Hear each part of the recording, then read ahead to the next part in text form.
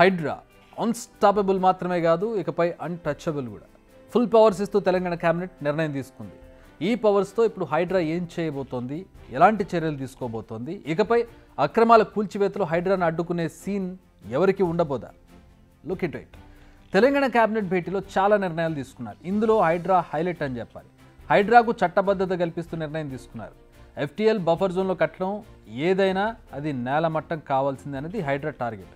ఇప్పటి వరకు అరకొరగానే ఉన్న సిబ్బంది అధికారాలతోనే హైడ్రా హల్చల్ సృష్టించింది. కొన్ని చోట్ల విమర్శలు ఎదుర్కొంది హైడ్రా. అసలేం అధికారం ఉంది, హైడ్రా చట్టబద్ధత ఏంటి, శాంటిటీ ఏంటి అంటూ ప్రశ్నించడం మొదలుపెట్టారు చాలామంది.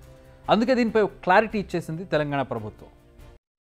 హైడ్రా ముఖ్య ఉద్దేశం ఏదైతే ఉందో, ఔటర్ రింగ్ రోడ్డుకి ఇన్నర్లో ఉన్న కోర్ హైదరాబాద్కి ఈ హైడ్రా అనేది చెరువులు, కుంటలు ఏవైతే రిజర్వాయర్స్ ఉన్నాయో, రిజర్వాయర్లు, నాలాలు, వీటన్నిటికీ ఎఫ్టీఎల్ బఫర్ జోన్లో ఏవైతే స్ట్రక్చర్స్ ఉన్నాయో, ఏవైతే గతంలో మున్సిపాలిటీలు, కార్పొరేషన్లు, వివిధ శాఖలకు సంబంధించిన అంశాలన్నిటిలో ఈ హైడ్రా పూర్తిగా వాటికి ఎన్నైతే హక్కులు ఉన్నాయో ఈ హైడ్రాకి ఈనాడు కేబినెట్ లో వాటన్నిటికీ సంబంధించిన అంశాలని హైడ్రాని ఇన్కార్పొరేట్ చేయటం జరిగింది.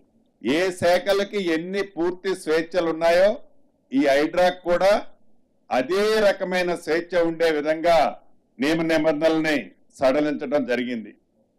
అదే రకంగా హైడ్రాకి అవసరమైన దాదాపు 169 మంది అధికారులు హైడ్రాలో వర్క్ చేసే విధంగా ఆదేశాలు కూడా ఇచ్చే నిర్ణయాన్ని ఈరోజు గౌరవ ముఖ్యమంత్రి రేవంత్ రెడ్డి గారి అధ్యక్షతన జరిగిన కేబినెట్ లో నిర్ణయం తీసుకోవడం జరిగింది.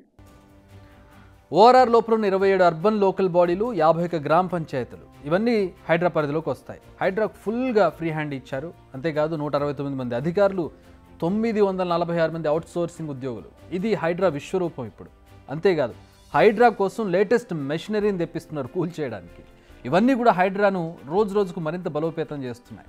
హైడ్రా ఫ్యూచర్ ప్లాన్ ఇప్పుడు కొందరికి గుండెల్లో రైళ్లను పరిగెత్తిస్తుంది. ఎందుకంటే క్యాబినెట్ బ్రీఫింగ్లో ఒక విషయాన్ని క్లియర్ కట్గా చెప్పారు. అన్ని చెరువులు, నాలాల పరిధిలో ఉన్న నిర్మాణాలు కూలుతాయని. సో ఇప్పుడు హైదరాబాద్ పరిధిలో ఉన్న అన్ని జలవనరుల వద్ద నిర్మిస్తున్న అపార్ట్మెంట్లపై ఫోకస్ పెరిగింది.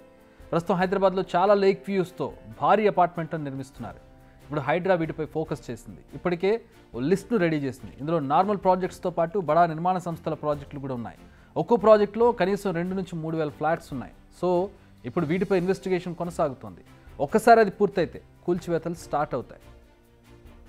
చార్మినార్, కూకట్పల్లి, షేర్లింగంపల్లి ఇలా అనేక ప్రాంతాల్లో చెరువుల వద్ద నిర్మించిన వాటిపై హైడ్రాకు ఫిర్యాదులు అందాయి. ప్రభుత్వం భూములను, చెరువును కలిపేసుకుని అనుమతి పొందారంటూ ఫిర్యాదుల్లో ఉంది. ఇప్పుడు వీటిపై కూడా హైడ్రా ఫోకస్ చేసింది. అయితే హైడ్రా నుంచి తప్పించుకోవడానికి అనుమతులు, ఎన్ఓసీలను చూపుతున్నారు అక్రమార్కులు. అయితే ఇవన్నీ తమకు అనవసరం అన్నది హైడ్రా అధికారుల మాట. ఒకటే క్వశ్చన్, కట్టడం ఎఫ్టీఎల్ బఫర్ పరిధిలో ఉందా లేదా? ఇది ఒకటే ప్రశ్న. దానికి వచ్చే సమాధానాన్ని బట్టే కట్టడం ఉంటుందా, కూలుతుందా అనేది తేలనుంది. ఇక్కడ మీకు చిన్న లెక్క చెప్పాలి. హైదర్ షా కోట్ నగరపాలక సంస్థను తీసుకున్నాం. దీని పరిధిలో చెరువులు, కుంటలు అన్నీ కలిపి 58.05 ఎకరాల ఎఫ్టీఎల్ స్థలాలు కబ్జా అయ్యాయి. ప్రస్తుత మార్కెట్ ప్రకారం వీటిలో 1,300 కోట్లు. అందుకే వీటిని అప్పనంగా ప్రభుత్వానికి అప్పగించేందుకు అక్రమార్కులకు మనసొప్పడం లేదు. చకచక నిర్మాణాలు పూర్తి చేసి అమ్ముకేసుకోవాలనేది వాళ్ళ ఐడియా. బట్ అది ఎవరి చేతిలో ఉన్నా కోరడం ఖాయమని వార్నింగ్ సిగ్నల్స్ పంపుతోంది హైడ్రా. నిజానికి హైడ్రాపై ఎవరి మాట ఎలా ఉన్నా సామాన్యులు, పర్యావరణవేత్తలు మాత్రం చాలా హ్యాపీ ఫీల్ అవుతున్నారు. ఇన్నాళ్ళు చెరువులను చెరబట్టి ప్రకృతిని నాశనం చేశారని, ఇకనైనా నగరంలో మంచి వాతావరణం నెలకొనే అవకాశం ఉంటుందని అంటున్నారు. ఇప్పుడు వారి ఆలోచనలు, నమ్మకం నిజమని కేబినెట్ భేటీలో తీసుకున్న నిర్ణయాలతో తేలిపోయింది. హైడ్రా తీసుకునే నిర్ణయాల వల్ల, ఆ కూల్చివేతల వల్ల చాలా మేలు జరిగే అవకాశం ఉంది.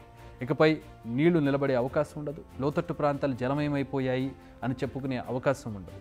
సో ఇదంతా పూర్తి స్థాయిలో కంప్లీట్ అయ్యి నీరు పల్లం ఎరుగు. వర్షం పడ్డప్పుడల్లా ఆ నీరు ఎక్కడికి చేరాలో అక్కడికి చేరితే మీ ఇళ్లలో నీరు నిలవదు, రోడ్ల మీద నీరు నిలవదు. సో రాబోయే రోజుల్లో ఆ దృశ్యాలు మనం చూద్దామని ఆశిద్దాం.